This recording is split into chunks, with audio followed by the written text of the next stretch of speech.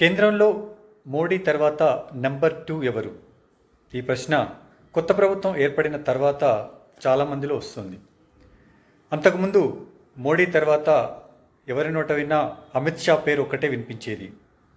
అటు పార్టీలో కావచ్చు, ఇటు ప్రభుత్వంలో కావచ్చు. మోడీ తర్వాత నిస్సందేహంగా అమిత్ షా పేరు అనేది ఖచ్చితంగా అందరి నోట వినిపించేది. కానీ ఎప్పుడైతే మూడోసారి బీజేపీ, ఒక విధంగా చెప్పాలంటే ఎన్డీఏ ప్రభుత్వం ఏర్పాటు చేసిన తర్వాత నెంబర్ 1 విషయంలో నో డౌట్ మోడీయే. అందులో ఎవరికి ఎలాంటి సందేహం లేదు. వరుసగా 2014 నుంచి కూడా కేంద్రంలో నెంబర్ 1 ఎవరంటే మోడీనే. ఆ తర్వాత 2014 నుంచి వెళ్ళి 2024 వరకు కూడా మోడీ నెంబర్ 1. నెంబర్ 2 అమిత్ షానే. ఆ విషయంలో కూడా ఎలాంటి సందేహం లేదు. కానీ 2024 తర్వాత 2024లో మూడోసారి ఎన్డీఏ ప్రభుత్వం ఏర్పాటు చేసిన తర్వాత రెండో ప్రభుత్వంలో నెంబర్ 2 ఎవరంటే మాత్రం ఖచ్చితంగా అమిత్ షా పేరు మాత్రం వినిపించడం లేదు. ఇప్పుడు ఎన్డీఏలో, ఎందుకంటే బీజేపీ సొంతంగా ప్రభుత్వం ఏర్పాటు చేయలేదు. ఒకవైపు టీడీపీ, ఇంకోవైపు జేడీయూ, నితీష్ కుమార్ సారథ్యంలోని జేడీయూ, ఈ రెండు పార్టీల మద్దతుతోనే ఎన్డీఏ ప్రభుత్వం ఏర్పాటు చేసింది. ఒక రకంగా మోడీ యొక్క ప్రభావం తగ్గిందనే చెప్పాలి. ఇప్పుడు మోడీ పూర్తిగా అటు చంద్రబాబు, ఇటు నితీష్ కుమార్, ఈ ఇద్దరి మీద కూడా ఆధారపడాల్సిన పరిస్థితి వచ్చింది. ఇది అందరికీ తెలిసిన విషయమే. కానీ ఇప్పుడు ప్రభుత్వంలో ఎన్డీఏ ప్రభుత్వం ఇది. ఇప్పుడు బీజేపీ ప్రభుత్వం అనడానికి కూడా లేదు.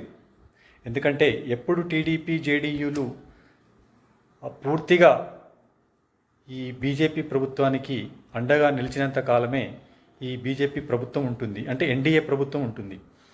సో మోడీ పూర్తి స్థాయిలో ఇటు చంద్రబాబు, అటు నితీష్ కుమార్ మీద ఆధారపడి తన ప్రభుత్వాన్ని నడిపించాల్సి ఉంటుంది. ఎక్కడ ఏ చిన్న పొరపచ్చాలు వచ్చినా, ఏదైనటువంటి పాలసీ డిసిషన్ల మీద ఏమాత్రం అభిప్రాయ భేదాలు వచ్చినా కూడా ఈ ప్రభుత్వం ఉండదని చెప్పొచ్చు. సో అటు చంద్రబాబును, ఇటు నితీష్ కుమార్ని, ఇద్దరినీ కూడా మోడీ ఉజ్జగిస్తూనే ఈ ప్రభుత్వాన్ని నడపాల్సి వస్తుంది. మొన్నటికి మొన్న మనం కేంద్ర బడ్జెట్లో కూడా చూసాము. ప్రత్యేకంగా బడ్జెట్లో ఇటు ఆంధ్రప్రదేశ్, అటు బీహార్, ఈ రెండు రాష్ట్రాల అటువంటి పేర్లను ప్రస్తావించి మరీ ఆ రాష్ట్రాలకు కేటాయింపులు జరిపారు. ఇక్కడ ఆంధ్రప్రదేశ్ సంబంధించి రాజధాని అమరావతి కోసం ఎలా సాయం చేస్తామని కేంద్రం స్పష్టంగా చెప్పింది.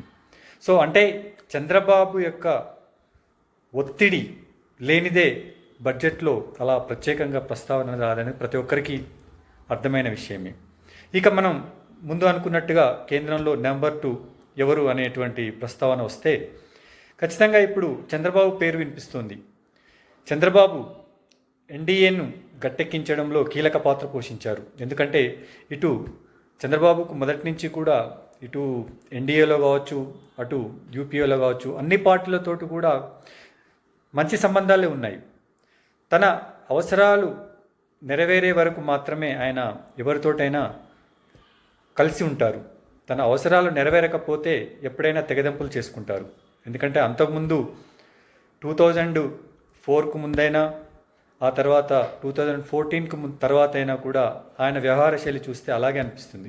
2004కు ముందు 2002లో ఈయన చంద్రబాబు ఒకప్పుడు మోడీ గుజరాత్లో అల్లర్లు జరిగినప్పుడు మోడీని తప్పుకోవాలని కూడా ఆయన బహిరంగంగా కూడా అన్నారు.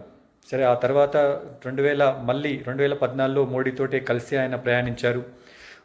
సరిగ్గా 2019కు ముందు 2017-18లో ఆయన మళ్ళీ మోడీతో విభేదించారు.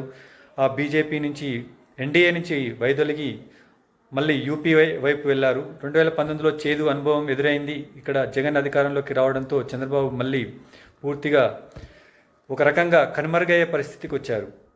మోడీని ఆ స్థాయిలో ద్వేషించడం వల్ల ఆయన మళ్ళీ మోడీకి దగ్గర కావాలని ప్రయత్నించినప్పటికీ చాలా సమయం పట్టింది. 2024 ఎలక్షన్లకు కేవలం ఒక 3-4 నెలల ముందు మాత్రమే ఆయన మళ్ళీ మోడీతో కలిసేటువంటి అవకాశం లభించింది. అంటే 2018లో 2019 ఎన్నికల్లో మోడీ ఓడిపోతారని ఆయన అనుకొని అటు కాంగ్రెస్ వైపు చేతులు కలిపారు.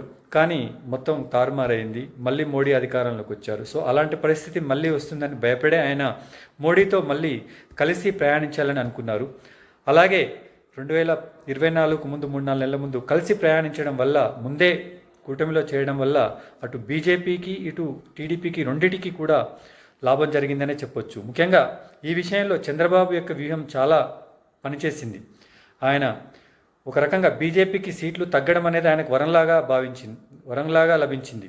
సో ఇప్పుడు పూర్తి స్థాయిలో చంద్రబాబు ఎన్డీఏ ప్రభుత్వాన్ని నడిపించే, ఒక రకంగా పరోక్షంగా నడిపిస్తున్నట్టే చెప్పుకోవాలి మనం.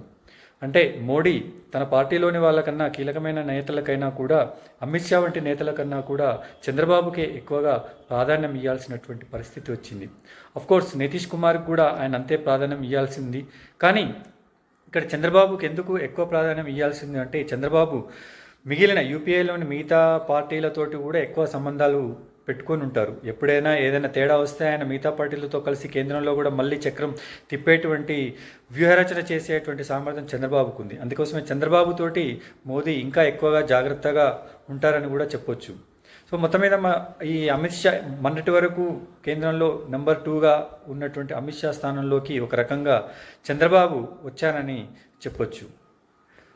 అఫ్కోర్స్ నితీష్ కుమార్ దాదాపు అదే స్థాయిలో ఉన్నప్పటికీ నితీష్ కంటే కూడా 2 ఆకులు ఎక్కువగా చంద్రబాబుకు, 2 మార్కులు ఎక్కువగా చంద్రబాబుకే పడతాయి. కాబట్టి 2వ స్థానం చంద్రబాబునని నిస్సందేహంగా మనం చెప్పుకోవచ్చు.